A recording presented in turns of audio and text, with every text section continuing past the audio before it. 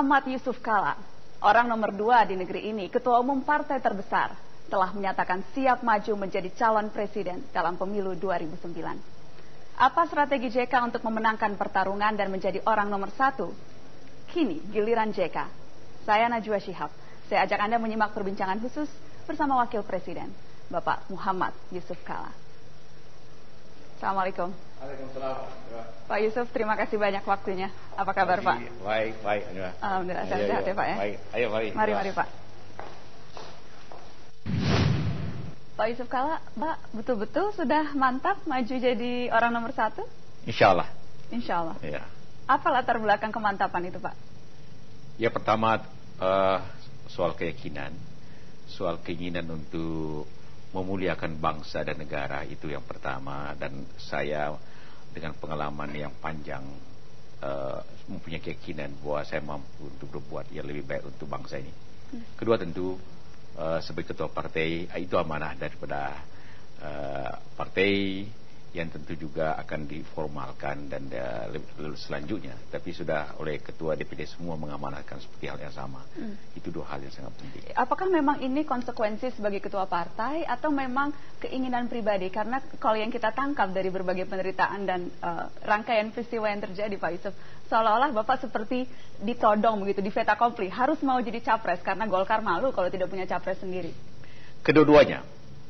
Tapi yang kedua tadi itu prosedural, bahwa memang sejak awal Golkar ingin agar calon pilpres itu nanti kita umumkan setelah pemilu legislatif. Namun seperti banyak diketahui, Golkar didorong untuk ketua DPD mendorong lebih cepat karena merasa perlu untuk menjaga harkat dan marwah partai. Harkat dan marwah yang memang sempat hilang beberapa saat sebelum JK maju jadi capres? Tidak juga, artinya ingin lebih tinggi lah, ingin lebih baik, dan supaya perjuangan lebih ketat, dan juga supaya jangan ada pihak tentu yang mengecilkan makna Golkar selama ini. Selama ini Bapak melihat ada orang-orang di luaran yang melihat Golkar karena tidak punya jago sendiri, hanya jago kandang begitu Pak, jadi mengecilkan Golkar padahal partai terbesar. Ya sebenarnya tidak, tapi tentu ada pandangan-pandangan yang seperti itu yang memicu juga ketua-ketua DPD dan juga yang merupakan stakeholder daripada partai yang tentu ingin agar lebih cepat dan lebih tegaslah partai, dan itu menurut saya wajar saja, dan sebagai ketua tentu saya harus mengikuti amanah itu. Ini apakah memang baik untuk partai, tetapi apakah ini baik untuk seorang Yusuf Kalla? Karena hitung-hitungan politiknya Pak, sebetulnya paling aman itu duet dengan SBY. Demikian kata para analis. Jangan-jangan ini hanya taktik nih?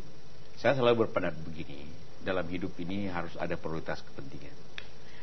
Prioritas kepentingan bagi saya ada prioritas pertama ialah kemajuan dan kemajuan bangsa dan negara. Yang kedua ialah kepentingan partai. Ketiga baru kepentingan saya pribadi. Dan apabila itu saya harus runtun untuk mencapai hal tersebut. Dan apabila sudah memenuhi itu, maka tentu saya menjalankannya. Kalau kemudian Bapak dicalonkan menjadi capres oleh Golkar, padahal probabilitasnya mungkin tidak sebesar kalau Bapak berduet, atau mungkin Bapak tidak maju menjadi capres saat ini, itu apakah tidak akan mengecilkan Golkar di kemudian hari malahan? Ya, dalam politik tentu punya risiko. Kita tidak menafikan risiko itu. Memang seperti Najwa katakan, apabila berduet tentu jauh lebih pasti ya, tapi juga menjalankan amanah dan berjuang seperti ini dengan teman-teman yang lain juga kemungkinannya sangat besar, dan itu yang kita alami dalam perjuangan politik seperti ini.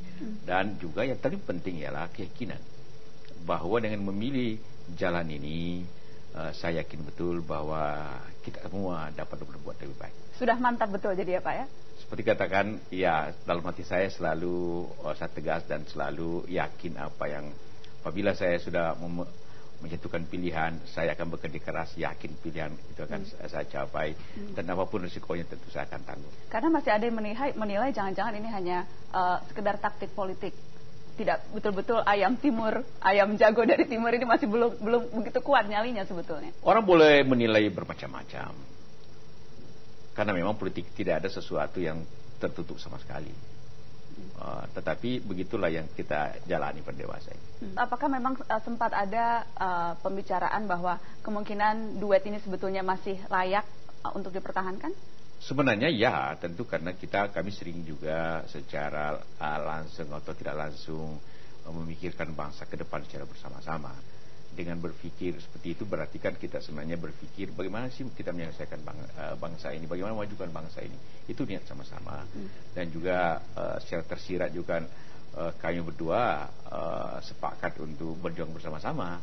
Itu berarti berjuang termasuk menjadi pasangan kembali dalam pemilu mendatang. Iya, seperti itu.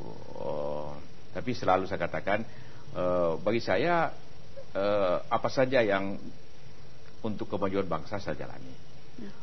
Tapi yang menentukan ini bukan saya pribadi saja, juga ditentukan oleh partai saya, Partai Golkar. Ya, apabila tidak mungkin secara pribadi kami berdua menentukannya. Nah, kalau partai menentukan lain, tentu saya tidak bisa berbicara secara pribadi lagi.